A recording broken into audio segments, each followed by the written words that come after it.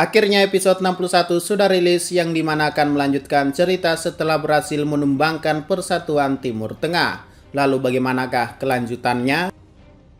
Sebelum masuk ke pembahasan, bantu kami dengan klik subscribe dan like-nya ya. Oke, jadi mari kita mulai saja pembahasannya. Episode 61 sudah rilis dengan judul Yamiyo no Reisha atau Kereta Tengah Malam. Arti dari judul ini sendiri merujuk pada kereta yang ditumpangi Rainer dan kawan-kawan pada tengah malam. Scene dibuka pada rapat antara pemimpin Marley dengan beberapa pejuang Marley yaitu Eldia. Di sana setelah membaca berita, Jenderal Marley kecewa karena walaupun Marley menang melawan aliansi Timur Tengah, tapi mereka hampir mengalahkan dua Titan milik Marley, yaitu Beast Titan dan Armor Titan. Bahkan mereka sudah bisa menghancurkan zirah baja milik Armor Titan. Artinya teknologi musuh sudah semakin maju dalam menghadapi Titan. Nah, dari sini bayangkan saja bagaimana perkembangan dunia luar sudah sangat maju.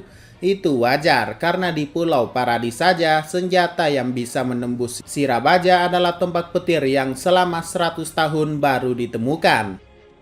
Lalu di sini Kapten Magat berkata bahwa sudah saatnya kita para Marley sadar dan tak bergantung lagi pada kekuatan Titan. Dan Titan yang merupakan iblis tanah suatu saat nanti tak akan bisa menghadapi teknologi pesawat yang menjatuhkan bom dari atas.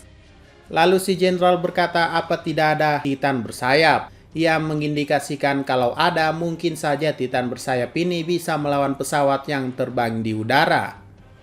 Disinilah Zeke Yeager, pewaris Beast Titan dan merupakan orang Eldia, angkat bicara bahwa ia menyarankan harus ada misi perebutan founding Titan sekali lagi.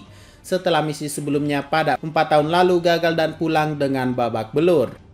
Walau waktu tersisa 1 tahun dari usia Zeke mewarisi Beast Titan, ia akan menebus kesalahannya pada 1 tahun yang tersisa. Dan Zeke berkata seperti itu juga untuk menebus kesalahan orang tuanya yaitu Grisha Yeager. Tapi di sini sadarkah kalian, saya agak risih si Jenderal Marley ini menyandarkan terus kepalanya di tangannya. Mengingatkan kami pada Paduka Raja di Paradis yang berpenampilan sama. Apakah mereka punya hubungan darah? Oke lanjut, setelah rapat Zeke dan Colt berbicara di luar di atap rumah. Di sini Colt berkata dengan sangat jelas bahwa Beast Titan milik Zeke sangat berbeda dengan pendahulunya. Nah, ada 2 jawaban di sini ya untuk menerjemahkan maksud dari Colt. Pertama, berbeda karena Zeke memiliki wujud kera, sedangkan pendahulunya bisa saja memiliki wujud dinosaurus, burung, buaya, dan lain-lain yang sudah kami bahas pada video sebelumnya. Dan kedua, perbedaannya adalah hanya Zeke yang mempunyai kekuatan seperti founding Titan yang bisa mengendalikan Titan lain. Artinya, seperti yang kami jelaskan dulu, kalau memang benar Beast Titan itu tak memiliki kekuatan teriakan. Dan itu murni dari darah kerajaan milik Zeke. Nah, di sini Colt belum tahu bahwa ibu dari Zeke yaitu Dina Fritz merupakan keluarga kerajaan. Dan Zeke berani membohonginya dengan berkata itu adalah misteri yang akan terungkap jika dia nantinya mewarisi Beast Titannya. Karena kita tahu Colt adalah kandidat besar dari Beast Titan saat ini. Zeke juga berkata bahwa cara ceboknya juga istimewa. Wow, seistimewa apakah itu? Dan saat itu si Kapten Magat datang dan penasaran bagaimana caranya monyet cebok. Apakah itu begitu penting? Dan juga kalau kalian perhatikan hormat mereka pada petinggi Marley itu mirip seperti zaman perang dulu, mungkin di Perang Dunia Pertama atau Kedua. Dan juga dalam waktu 3 tahun, kapal yang dikirim ke Paradis tak kunjung balik. Ya, ada 32 kapal yang dimana dijelaskan kalau di manga, kapal tersebut ditenggelamkan oleh Attack Titan Eren dan Colossal Titan Armin. Zeke juga berkata bahwa ancaman bukan hanya Titan yang ada di Paradis, tapi duo Ackerman yaitu Mikasa dan Levi. Nah, saat membicarakan Ackerman, mimpi Rainer melihat saat Levi menusuk lehernya dan Mikasa yang sedang menembakkannya tombak petir membuatnya ketakutan dan terbangun. Saat Rainer terbangun di sana ada Galliard yang sebelumnya kita lihat. Ya, dialah pewaris dari Jauh Titan sebelumnya. Dan ingat ya, jangan makan pakai tangan kiri. Nah, di sini Galliard berkata bahwa ia tahu Rainer pernah diselamatkan oleh kakaknya Marcel. Tapi sepertinya ingatan kakaknya tak sampai kepadanya. dan malah pewaris yang ia makan sebelumnya lah yang ia ingat-ingatannya. Yang tak lain adalah Ymir. Ya, kita akhirnya tahu kondisi Ymir setelah terakhir kita lihat pada season 2-nya. Dia sendiri yang menyerahkan diri kepada Rainer dan Bertolt saat itu. Yang membuatnya menjadi tumbal dan dimakan oleh Galliard. Artinya, kekuatan pewaris Jawa Titan sudah berpindah tangan. Kenangan yang ia lihat dari mata Ymir membuat Galliard muak dengan Rainer yang berlagak keren di depan semuanya. Dan di tengah itu muncullah Pieck yang memanggil nama Porco. Ya, namanya adalah Porco Galliard. Galliard itu cuma nama keluarga, jadi lebih sopan memanggil nama belakangnya. Dan di sini wanita yang bernama Pieck ini adalah pewaris dari Guard Titan yang sebelumnya ikut bertempur di benteng Slava. Ia mengaku sudah 2 bulan dalam wujud Titannya. Lanjut, di luar 4 sekawan ini lagi merenung setelah perang yang mereka lalui. Si Empat Mata alias Udo berkata bahwa Titan tak lagi berguna dan bagaimanakah nasib Eldia. Dan si Sofia lebih greget lagi. Dari perkataan tetangganya, air laut itu asin karena selalu dikencingi. Bagi kalian yang sudah belajar, apakah kalian percaya akan hal ini? Kira-kira apa yang membuat air laut asin? Di seberang sana terlihat para tawanan yang masih selamat dari perang di benteng Slava. Ya, mereka ini adalah orang-orang dari Aliansi Timur Tengah. Sepertinya mereka akan dikirim ke negara asalnya atau malah dieksekusi.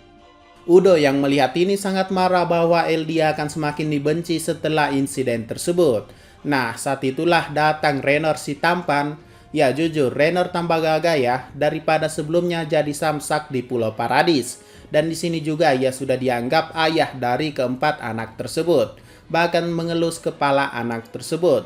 Jadi mana nih favorit kalian?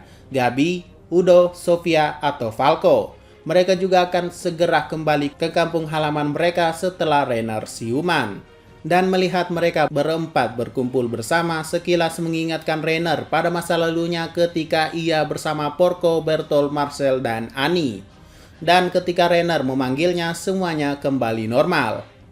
Ya, sepertinya Rainer mulai agak gila ya setelah pulang dari Pulau Paradis. Dan ada sebuah scene yang memperlihatkan seseorang mengawasi mereka. Dia berambut hitam. Siapakah dia? Dilanjutkan pada malam hari di mana mereka menaiki kereta. Si Colt, kakaknya Falco, sepertinya sudah mabuk dan menceritakan kisah heroik Gabi menghancurkan kereta lapis baja milik musuh. Yang membuat Eldia lainnya terbakar api semangat, membuat seisi kereta ribut. Saat itu Magat memperbolehkan Eldia merayakan kemenangan mereka. Lalu Rainer dan Falco berbincang. Di sini Falco menerka-nerka jika Gabi menjadi pewaris dari Armor Titan, maka ia akan mati pada usia 27 tahun. Karena umur setelah menjadi pewaris Titan adalah 13 tahun saja. Artinya 27 kurang 13 sama dengan 14. Dalam artian umur Gabi saat ini masih 14 tahun. Dan si Rainer sikapnya berubah lagi. Di sini ia berkata bahwa itu bukanlah sesuatu yang harus disesali. Karena itu adalah kewajiban bagi pejuang Marley. Dan seketika Falco menarik ucapannya dan bertekad ialah yang akan mewarisi Armor Titan. Dan si Rainer mempercayakan hal tersebut kepadanya jika ia ingin menyelamatkan Gabi. Pada pagi harinya mereka pun sampai di kampung halamannya yaitu Liberio. Dan tibalah ke penampungan para Eldia yang pernah kita lihat pada episode 19 season 3-nya. Ini adalah tempat yang sama saat Grisa dan Hwaye tinggal. Terlihat keluarga mereka menunggu kepulangan anak-anak mereka. Keluarga Udo, Sofia, Porco, Pieck, dan Seke. Ya, kedua orang ini adalah orang tua Grisa yang sebelumnya kita lihat juga. Saat ini mereka adalah kakek dan nenek Seke. Lalu keluarga Gabi, dan terakhir adalah Rainer. Di saat bersamaan, Falco pergi melihat para korban perang benteng Slava yang pulang dengan keadaan tidak normal. Di sana ada penyusup. Siapakah dia? Di sana juga ada Pak Koslo yang sebelumnya ketawa tapi kena batunya juga. Si Pak Koslo ini lagi-lagi berulah. Ia membuat lelucon ledakan yang membuat prajurit itu trauma dan ketakutan. Semuanya jatuh. Saat itu Falco khawatir dan memberitahu kalau ban lengannya terbalik, yang harusnya di tangan kiri tapi dipasang di kanan.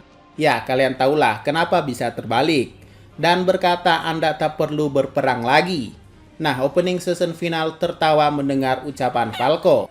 Soalnya ini adalah lagu perang terakhirku. Scene berpindah di mana Gabi dan sekeluarga termaksud Rainer berada dalam satu rumah. Ya, Gabi dan Rainer itu sepupu ya. Gabi menceritakan kisah heroiknya saat itu. Dan bagi yang suka Gabi, sungkem dulu sama kedua orang tuanya. Oh ya, lupa, dia kan masih 14 tahun. Tunggu dewasa ya. Dan disinilah Rainer bercerita tentang kisah masa lalunya saat ia masih di Paradis, dan sayang sekali scene pada manganya tak dimasukkan pada animenya. Jadi biar kami jelaskan. Kalimat pertama yang dimaksud adalah Sasha yang memakan kentang dan terjadi keributan saat itu. Lalu kedua yang dimaksud adalah Connie. Ketiga adalah Jane. Keempat adalah Marco. Kelima adalah Eren. Dan keenam adalah Mikasa dan Armin. Dan terakhir adalah Rainer, Annie, dan Bertolt. Nah, dalam obrolan ini Gabi heran kok bisa ya mereka bermacam-macam orang. Bukannya mereka semua sama, yaitu jahat dan iblis. Sepertinya Rainer tak mau melanjutkannya lebih jauh. Dan si Ibu Rainer membenarkan perkataan Gabi bahwa mereka adalah iblis yang harus dimusnahkan.